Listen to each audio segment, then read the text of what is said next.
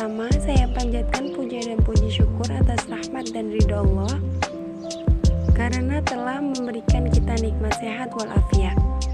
Dan tidak lupa pula saya ucapkan terima kasih kepada Ibu Eva Fadilah SHMH selaku dosen pengampu Qawaid Fiqhiyah.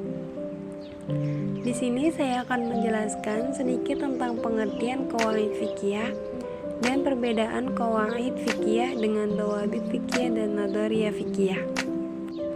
Mata kuliah Qawaid Fiqhiyah adalah ilmu yang membahas kaidah-kaidah fikih, dalil hukum dan ijtihad yang bersumber dari Al-Quran dan Al-Sunnah.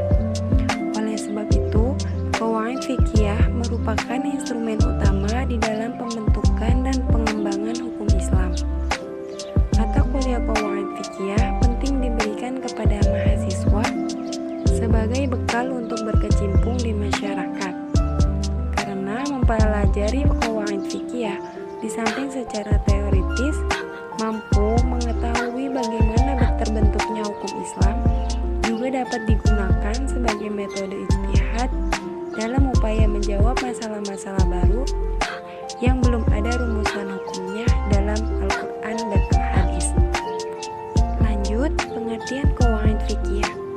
Qawaid Fiqhiyah merupakan sebuah kata yang terdiri dari dua rangkai.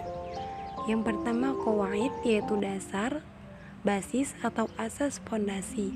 Sedangkan al-fiqhiyah yaitu faham atau memahami. Qawaid fiqhiyah secara etimologi adalah dasar-dasar atau asas-asas yang bertalian dengan masalah-masalah atau jenis-jenis fikih. Bahwa kaidah itu bersifat menyeluruh yang meliputi bagian-bagiannya dalam arti bisa diterapkan kepada bagian-bagiannya. Adapun keutamaan kaidah-kaidah fikih adalah memberi kemudahan di dalam menemukan hukum-hukum untuk kasus hukum yang baru dan tidak jelas nasnya, dan kemungkinan menghubungkannya dengan materi-materi fikih yang lain yang tersebar di berbagai kitab fikih, serta memudahkan di dalam memberikan kepastian hukum. Adapun keutamaan yang lain yaitu orang yang ingin tafakuh atau ingin mengetahui, ingin mendalami, ingin menguasai ilmu fikih akan mencapainya dengan mengetahui kaidah-kaidah fikih. Oleh karena itu ulama berkata, barang siapa yang menguasai usul fikih, tentu dia akan sampai kepada maksudnya. Dan barang siapa yang menguasai kaidah-kaidah fikih, pasti dialah yang pantas mencapai maksudnya. Hubungan qawaid fiqhiyah dengan ilmu lain seperti fikih, usul fikih beserta qawaid usuliyahnya tidak dapat dipisahkan. Ilmu ini saling berkaitan antara satu dengan yang lainnya. Karena dasarnya yang menjadi pokok pembicaraan adalah hukum syara atau disebut dengan fikih, yaitu ilmu-ilmu tersebut berbicara tentang hukum syara. Lanjut, perbedaan qawaid fiqhiyah, dawabit fiqhiyah, dan nazariyah fiqhiyah. Qawaid fiqhiyah merupakan kaidah-kaidah yang bersifat umum, meliputi sejumlah masalah fikih, dan melaluinya dapat diketahui sejumlah masalah yang berada dalam cakupannya. Secara singkat, juga bisa diartikan sebagai hukum yang mencakup atas sebagian besar bagian-bagiannya. Contohnya, qawaid fiqhiyah adalah kaidah asasi, yaitu kaidah-kaidah fikih yang 5 atau qawaid al-khamsah beserta cabang-cabangnya.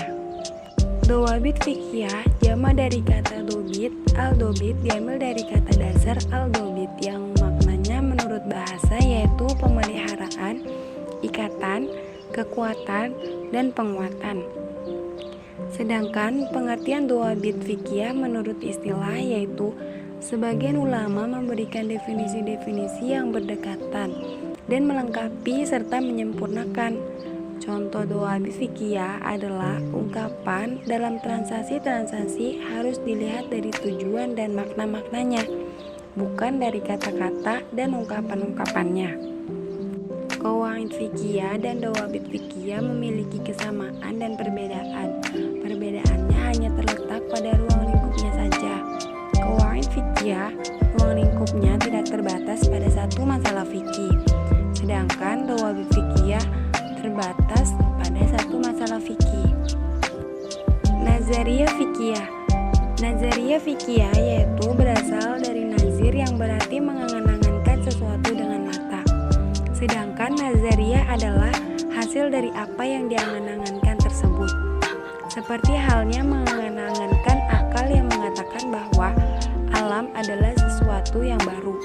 Secara istilah sebagaimana disebutkan oleh Muhammad Baksh Ismail, Nazariyah fikih adalah konsep-konsep fikih yang memiliki rukun dan syarat dan disatukan oleh jaringan konseptual fikih di bawah satu kesatuan tematik dan sistematis. Perbedaan qawaid fikih dan nazariyah fikih yaitu nazariyah lebih luas jangkauannya dibanding qawaid fikih, meliputi rumusan, pembatasan konsep, rukun, dan syarat konsep, dan prinsip lainnya. Contohnya prinsip jual beli. Mungkin itu saja yang bisa saya sampaikan.